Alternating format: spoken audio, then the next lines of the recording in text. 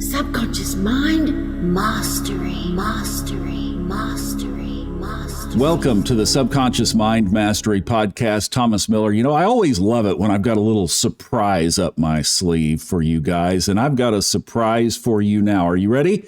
Let's count together. 3, 2, 1.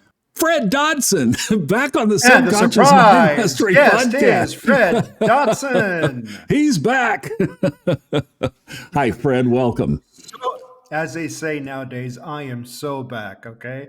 I am so back. Yeah, exactly. Well, it must mean that there's an audio book involved in this conversation. Would you guess what it might be? Why don't you introduce your book? I think you're referring to the book Secret Societies and Spiritual Warfare, correct? Yes, I am. Which might right. become one of your top sellers, I understand. It sounds like it's flying off the shelves faster than a $2.99 dozen of eggs right now. I've never had a book that sells this quickly from the beginning, but you got to appreciate that I'm known by now. So maybe that's why, but this is the fastest selling book of all time. And my last book, or the book before last, didn't do that well at all. It was called Healing Methods of the Antique Spa. And it's such a weird title, you know. And you didn't narrate great topic, it, so it didn't do that well. Yeah. Well, I'm up there working on it, though. We're going to fix that. So, this is amazing. So why would you think that a book on secret societies today, in today's environment, which has a lot of online conspiracy stuff, you know, that's the big buzzword now, conspiracy theories, all the Twitter is just alive with various thoughts and whatnots of what's going on. Why would you think that it would be so popular right now? Well, you know, Thomas, Twitter or X is so full of conspiracy theory that you get tired of it. Yeah. You know, Amen. I used to scroll it with such curiosity and fascination. And I was happy that everybody's now talking about what I had been reading when I was a teenager, as I say in my book. But now it's just crowded. Every normie and every idiot has their own conspiracy theory about everything at all. What makes my book different? Well, it's got a little bit of actual experience in it. Yeah. Yeah. Well, and that's a bit of a hint because you start right there. I mean, if people play the sample, they're going to find out what's going on. So you might as well. I mean, it was at first we were thinking keep it under the covers and the retail, you know, the little sample that you play when you go to Audible or Apple Books wasn't the part of the first chapter, but come to find out, I guess they've changed the game on us. So why don't you tell them why you say that it's experiential? The first chapter is called Confessions of a Former Freemason, which I was until 10 years ago. And I think I'll leave it at that teaser. I mean, why not? Because I can. Unless you have more questions on it. No, I really don't. The key point is, and I think this is great, is that you didn't prejudge something you didn't know about firsthand. Would that be a fair assessment? Well, at first, not, because I read every possible conspiracy book you can imagine, many of them anti-Masonic, anti-Freemasonry, when I was a teenager. I read hundreds, okay? I read everything I could get my curious hands on. I was a curious fella. I read and read and read and read, and eventually you realize it's a lot of knowledge, but as long as you don't experience a thing, Thomas, it is not real knowledge. It's just stuff you get from books, which is great, but it's not enough for me. So I thought, okay, I'm reading these super boring pro-Masonic books and these super exciting anti-Masonic books. I might as well join to see what it really is. And eventually I became the master of a lodge myself. And then I went into higher degrees, blah, blah, blah, blah, blah. And you can read all of that in the book. Another teaser, but that's enough. Get them while they're hot, right? And it is on audiobook now, and I did narrate it for you. So there you go. It is available for that in that format as well. All right. So with what you Sorry, but the interesting thing is that this is new to all of my readers, you know? And I say that in the book. Nobody knew this about me. They say, oh, I know him. I know him. Nobody really knows anything about you. And I never kept it secret. It's just that nobody ever asked. And I say in the book, this is how secret societies came to rule the world, as I believe, as I claim. Nobody ever asks any questions. Everybody just assumes. So we're basically blind through assumption, Thomas, blind through assumption. and with what you just said, I would imagine that some people felt a reaction as soon as the word Freemason or Masonic Lodge or Master of came out of your mouth. I would imagine that there was a pull back away kind of reaction, like, woo. Trying to make my best face on it. Well, yeah, Well, some are appreciative, some are offended. Some say, "Wow, that's great! You must be so powerful and influential." I never got any power or influence from being a Freemason. All of my power and influence is self-made, and you read that in the book. And then others are like, "Oh, you must be raping goats and sacrificing virgins," and none of that happened either. You know, I'll tell you this. This is also from the book. If everybody, when you say secret societies, everybody's attention usually first goes to Freemasons because that's what they've been taught in the media. And if mhm. everybody's attention first goes to Freemasons, you say conspiracy or secret societies, first thing is usually Freemasons, second thing is usually the Jews. Okay. And if that's the first thing your attention goes to, it's probably an implant, an insert, a racket to keep you from something more authentic that's behind it. So there's a clue right there, kind of how all of these things operate. Is you use the word racket. Back when I was changing my life in 2008, I went to Landmark Education. It used to be called EST, and kind of got a bad rap for some of their marketing stuff. It's mostly almost like a multi-level kind of thing. But I didn't do any of that. I just went, and it really helped me see that I was truly a co-creator and responsible for my own life. And that was new to me because I had a different belief system growing up. But they used this concept of rackets, and it was great. They dedicated a whole day to it. And they introduced it in the morning as, they said, just think of like in an urban area dry cleaning shop on a busy street. You go in and you drop your clothes off, and you never see in the back. You never see what's going on back there.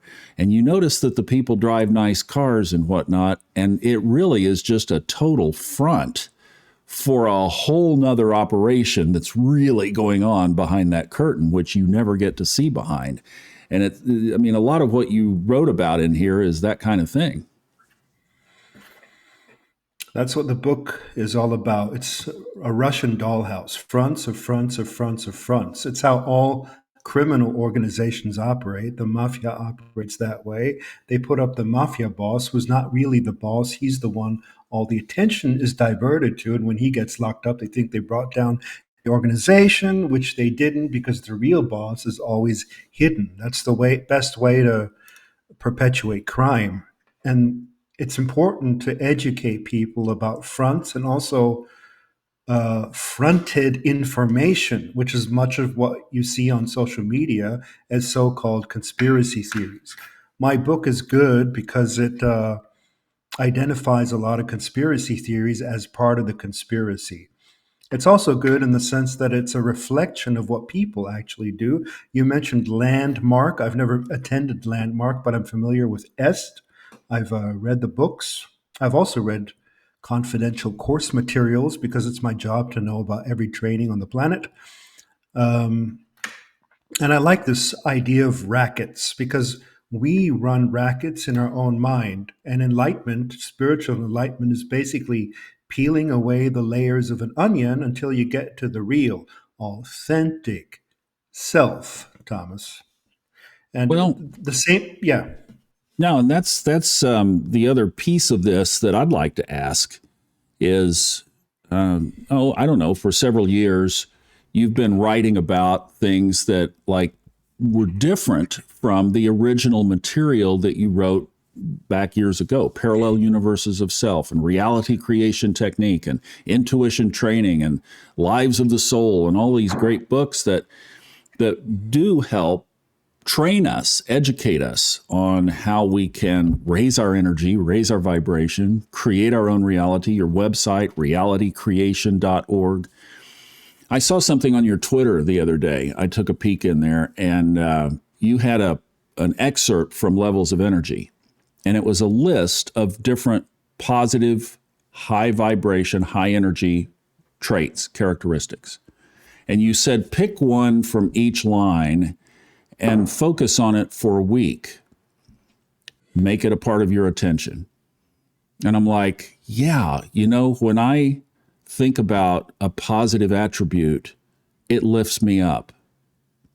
When I think about conspiracy theories and secret societies and what are they doing and who are they and all of that, it doesn't bring up the same positive emotion for me.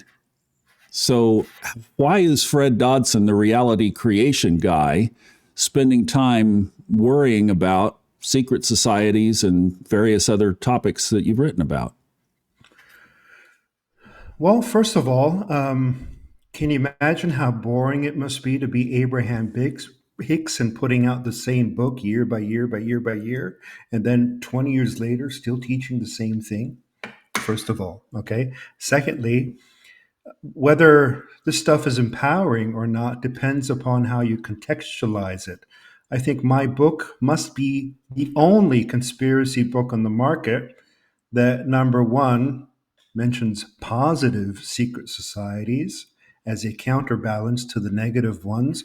It must be the only conspiracy book on the market, just like my previous one on human harvesting, that lists suggestions to fight the powers and defeat them victoriously onto a new golden age. And that's something that many conspiracy theories don't do. They're there to disempower people, to tell them everything is hopeless, you're in despair.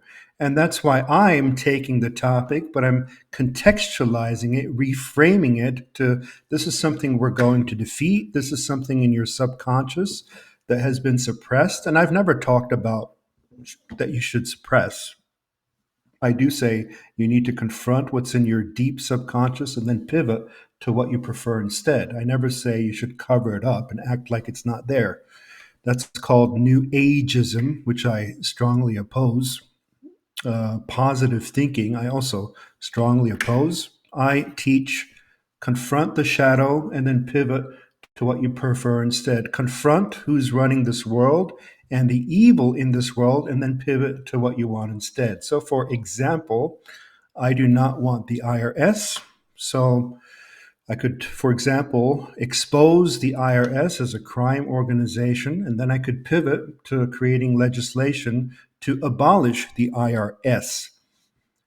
And that's a very positive thing. Actually, even though many people don't see that, don't understand that, don't know that, it is very, very positive to take on evil and transform it, use it for the good, transform it for the better, to want to make the world a better place. It's just a different stage. It's a higher consciousness, basically, because if you're just dealing with your bills and your illnesses, you're still at this stage where you haven't handled your own issues.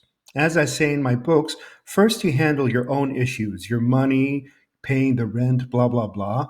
But once all of that is done, you look further afield and further afield, you find mass consciousness, and you start to get interested in how mass consciousness works, how the entire field works, and who's running it, which is the stage these books are obviously at. And then there's folks, they still can't pay the rent or they have relationship issues.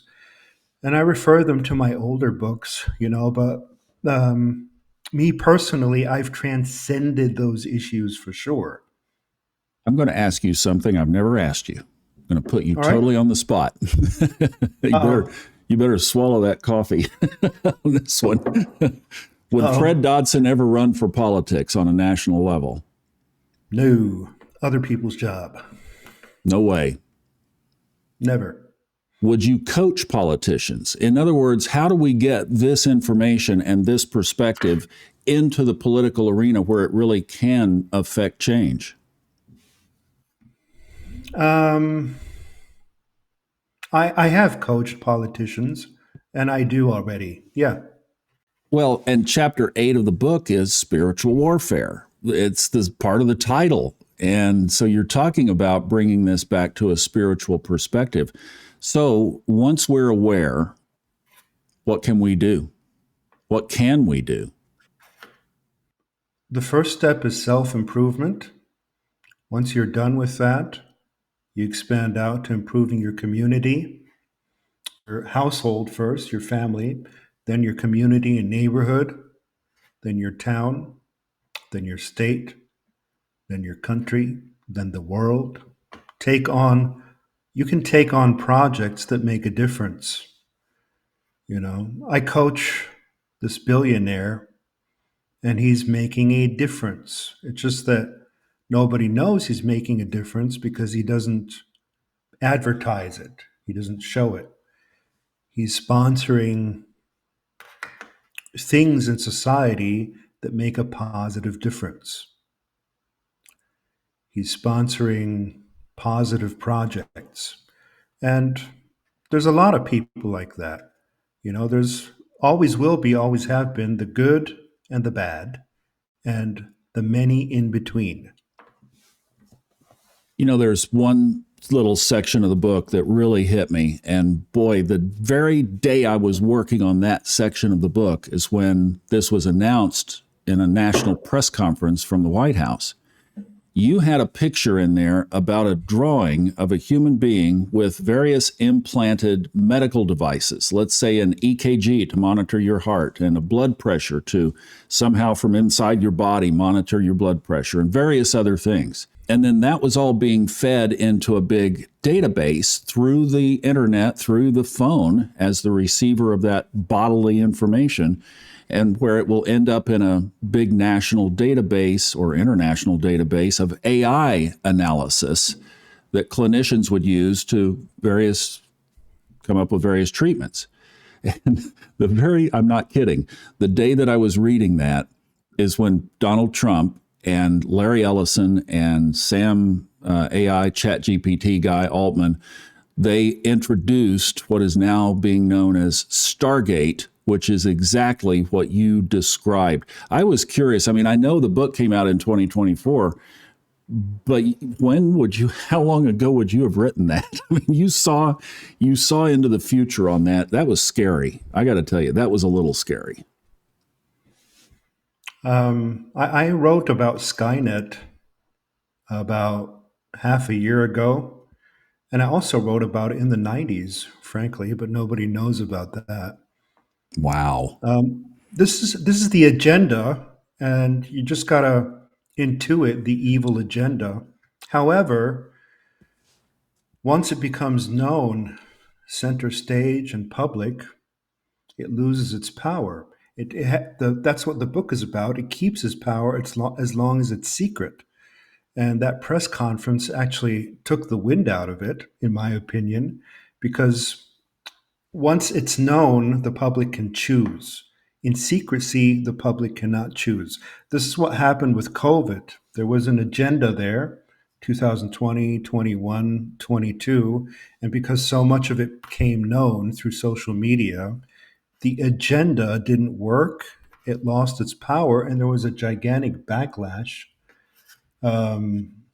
against big pharma. And now big pharma is struggling because of COVID. They're scrambling and struggling.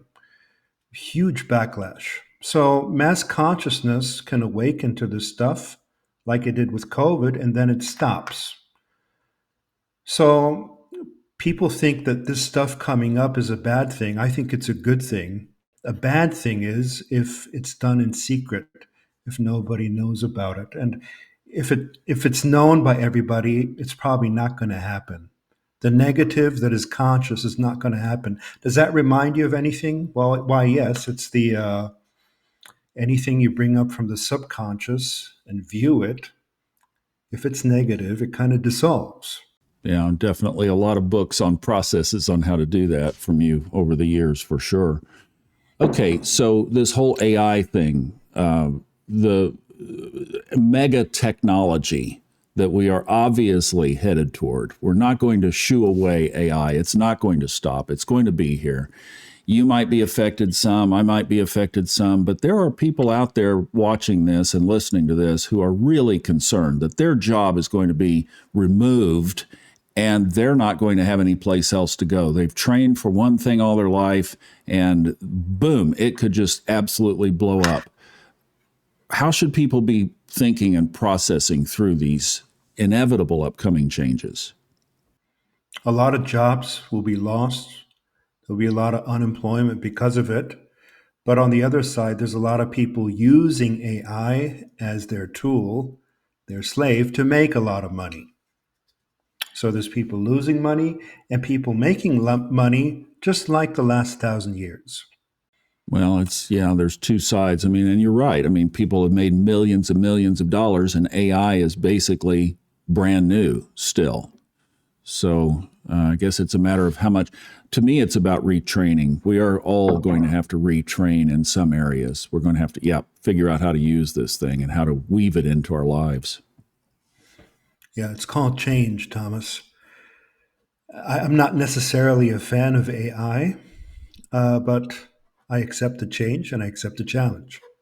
All right. Well, listen, thank you so much for joining us again. Thanks for the book, too. I appreciate it. It's good to be back in the saddle on that. And we'll talk about some more as they come up. All right. I appreciate you taking the time for this podcast. I'm sure a lot of people miss it. It's been a year. We've taken a break for a year. And it's good to be back. How about if as things come up, let's do some more. Let's do some more. Thanks, Fred. Good to see you again. Subconscious mind mastery, mastery, mastery, mastery.